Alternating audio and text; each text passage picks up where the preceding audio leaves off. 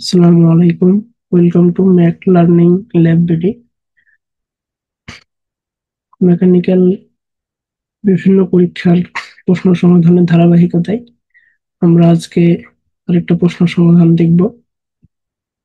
যে পরীক্ষাটা হয়েছিল গত 24/10/2025-এ পায়রা বন্দর কর্তৃপক্ষের, পায়রা অথরিটি।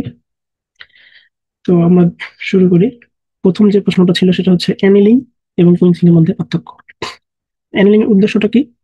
ধাতুকে নরম করা, নমনীয়তা বৃদ্ধি করা এবং চাপ কমানো। আর কুইন্সিং এর উদ্দেশ্য হচ্ছে ধাতুর কাঠিন্য ও শক্তি বৃদ্ধি করা এবং এর পরিধান প্রতিরোধ ক্ষমতা বাড়ানো।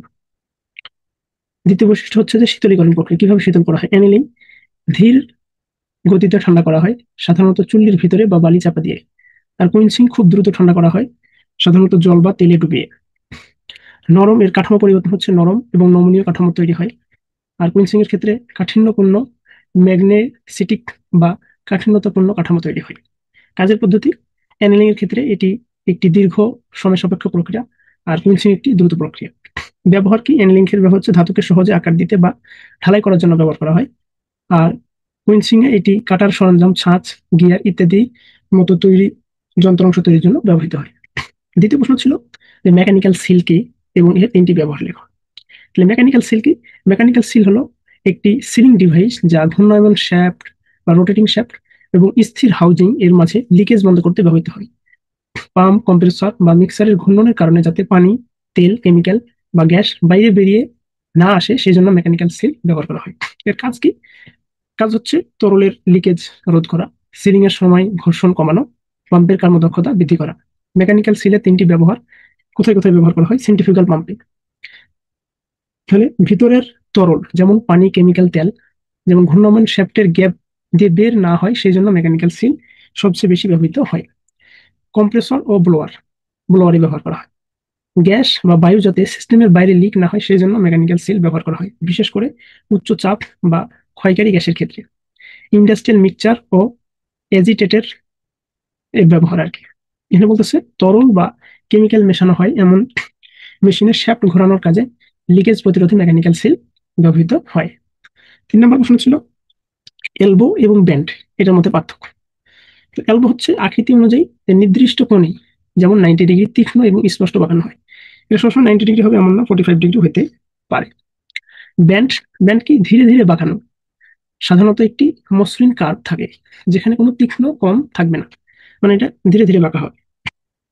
উৎপাদন পদ্ধতি: এলবো সাধারণত প্রস্তুত অবস্থায় পাওয়া যায়, আর ব্যান্ড হচ্ছে সাইডে প্রয়োজন অনুযায়ী কাস্টম মেড করা হয়, মানে প্রয়োজন অনুযায়ী কতটুকু ব্যান্ড করা সেটা পরে করা হয়। আর এলবোর ক্ষেত্রে সেটা আগে থেকেই এটা প্রস্তুত করা থাকে।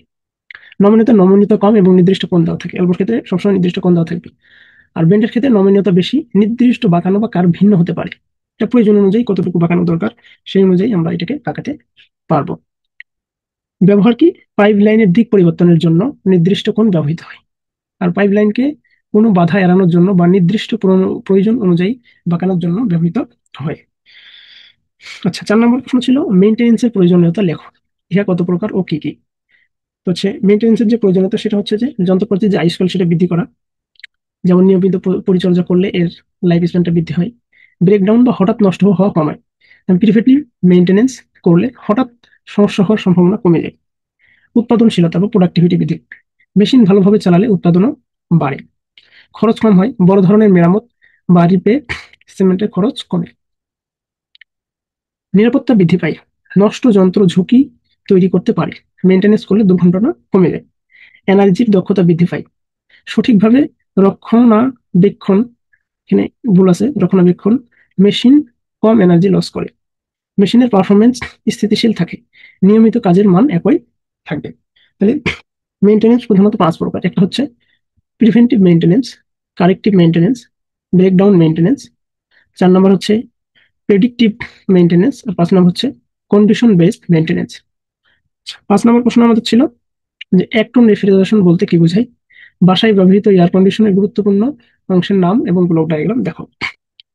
এক ছিল, এক টন রেফ্রিজারেশন হলো একটি পরিমাপক যন্ত্র যা প্রতি 24 ঘন্টায় 0 ডিগ্রি সেলসিয়াস বা 32 ডিগ্রি ফারেনহাইট তাপমাত্রায় 1 টন বা 2000 পাউন্ড বা 900 কেজি জলকে বরফে পরিণত করতে যে পরিমাণ তাপ অপসারণ করতে হয় তার সমান। বাসায় ব্যবহৃত এয়ার কন্ডিশনের গুরুত্বপূর্ণ অংশ হচ্ছে compressor, condenser, condenser fan, expansion valve, capillary tube, evaporator, blower fan, air filter, thermostat, refrigerant, indoor unit, outdoor unit, block diagram. আচ্ছা, ব্লক ডায়াগ্রামটা এখানে মিসিং, এটা আমরা ভিডিওতে দিয়ে দিব। গ্যাস কেটের কাজ কি? 6 নম্বর যে প্রশ্নটা ছিল সেটা এখানে বলতেছে যে গ্যাস কেটের কাজ কি? লুব্রিক্যান্টের দুটি ব্যবহার লেখো। হচ্ছে দুটি সংযোগ স্থলের মাঝে লিক প্রুফ সিল তৈরি করতে তরল বা গ্যাসের লিকেজ বন্ধ রাখে। সিল তৈরি করে কি করবে? তরল এবং গ্যাসকেটের বা তরল বা গ্যাসের যে লিকেজ সেটা বন্ধ করবে। লুব্রিক্যান্টের দুটি ব্যবহার হচ্ছে ঘর্ষণ কমানো, যেমন যন্ত্রাংশের চলমান যে যন্ত্রাংশগুলো আছে সেগুলোর ঘর্ষণ কমাইতে আমাদের লুব্রিক্যান্ট ব্যবহার করা হয়। আর ওয়ার কমানো বা পরিধান কমানো, সেটা হচ্ছে যন্ত্রাংশের মধ্যে ক্ষয় রোধ করা এবং তাদের আয়ুষ্কালটা বৃদ্ধি করা। জাহাজের তলায় মরিচা রোধে কি ব্যবহার করা হয়? জাহাজের তলায় মরিচা রোধের জন্য মূলত বিশেষ ধরনের মরিচা রোধী পেইন্ট এবং গ্যালভানাইজেশন পদ্ধতি ব্যবহার করা হয়। এছাড়াও ম্যাগনেসিয়ামের ব্লক ব্যবহার করা হয় যা জাহাজের ধাতব কাঠামোকে ক্ষয় হতে রক্ষা করে।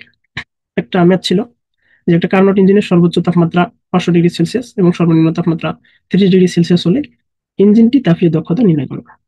এখানে যেটা দেওয়া আছে T1 equal to 500 degree plus 273 হচ্ছে আমাদের 773, আর T2 আমাদের 30 ডিগ্রি সর্বনিম্ন যে তাপমাত্রাটা, তাহলে 30 যোগ করে দিলে হবে 303।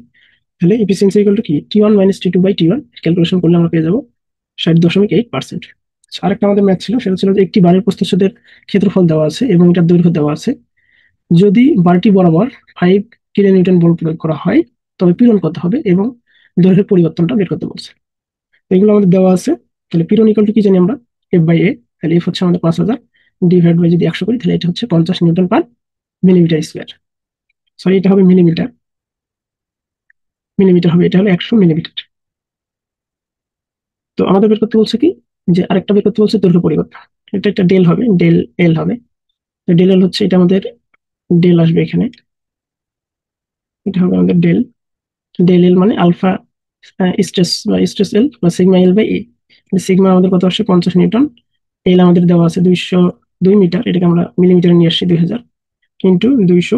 200 বলতে আমাদের জিপিএ, তাই এটা 200 ইন্টু 1000, এটা মিলিমিটার নিয়ে আসছে, তাহলে আমাদের হচ্ছে 0.5।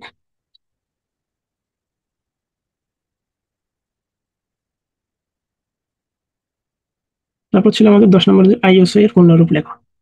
International organization for standardization, standardisation.